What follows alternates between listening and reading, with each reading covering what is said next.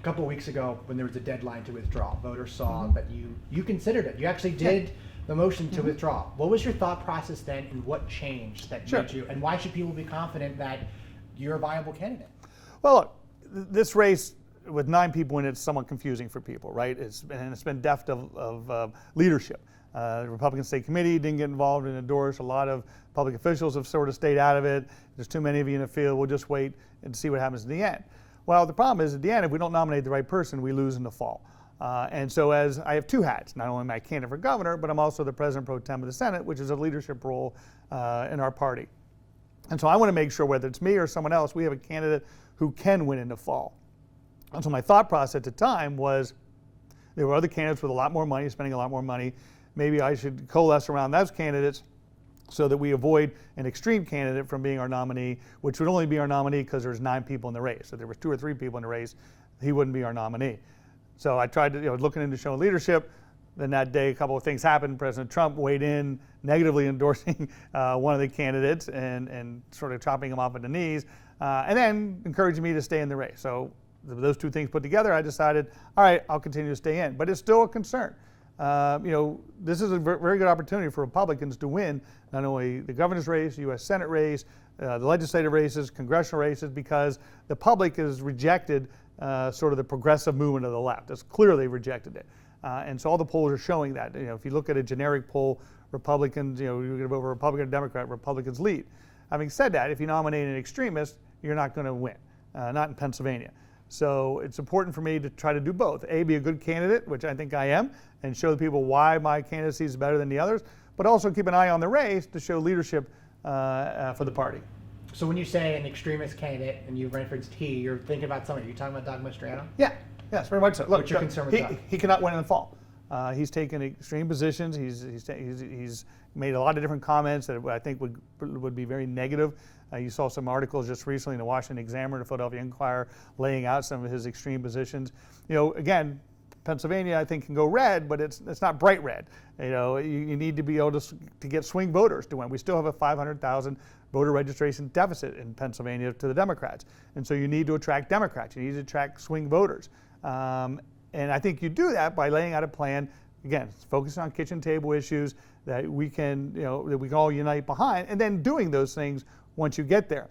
I think Doug will struggle to do that, and I think it'd be very difficult for him to defeat a guy like Josh Shapiro. So you think because of his because he has a real strong base of supporters. No question. And you're also seeing he's leading in the polls. Do you think it's because of the plurality of how many candidates? Yeah, again, I think if there was 2 or 3 candidates, he wouldn't be leading in the poll. I think he's got a ceiling of 20, 25% max. Now, if there's a 3-way race, that's nowhere near enough.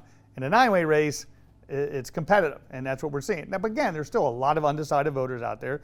My guess is most of those undecideds are not going towards him. They probably made up their mind on him one way or another. They're looking at the other candidates, and we'll see where they go. But that's the one-person race I think would have a very, very difficult time defeating Josh Shapiro. And you brought it up earlier, we should think strategically somewhat that who can govern the best and who can win the fall. Because if we don't win the fall, it doesn't really matter. Then Josh Shapiro's a governor, and then you get another 4 years of Tom Wolf. So when we talked about the decision to potentially withdraw and take such consideration, you talked about a concern about essentially Doug Mastriano. You talked about being a leader of the Republican Party, being the Senate President pro tempore. Are you concerned about the potential that Doug Mastriano would lead the Republican Party? Do you think that's bad for the Republican Party if he's the leader? Yes. And so therefore, that's why I considered when I did. Still in this race, still working very hard. But I still think it's good for us to coalesce around a candidate. I think I'm that person. I think I laid out the reasons why already. We'll see if we can get the other candidates to think that way. But yeah, I think if Doug was our candidate, we would not only would he struggle to win in the fall, I think he'd have a negative impact on other Republican candidates in the fall as well. With Doug, do you think? You said representing the party as the candidate, but overall, because if a Republican governor, he'd be the face of the Republican Party in PA. Do you think he would be a bad face for that party? Yes. Yeah. Look. Every party has its wings, right? The Democrat Party has very progressive wings, like AOC, and then they have conservative wings, like Joe Manchin, right? Republican has the same sort of thing. We have far right, individuals like Doug Mastriano, and then we have some people more the center, like maybe a Pat Toomey or Congressman Fitzpatrick. And so it's good to have a big tent, right? But I don't think you want your extremes being the face of the party, because I think that, look, Republicans have done well because of the face of the Democratic Party nationally has been AOC and Nancy Pelosi, and people have rejected that progressive movement. If the Republicans put up just an extreme person on the right, then people are going to reject us as well. Again, I think we have people who want to focus on governing, focusing on getting things accomplished, focusing on the issues that matter.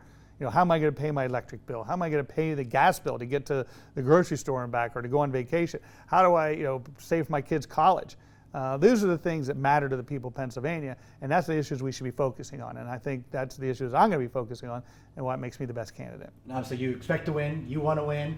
Of course. If he were to win, would you support him? Well, we'll see. I mean, I'm going to focus on me winning. Hopefully I won't have to address that question. I'll win. But let's get to election day and we'll go from there.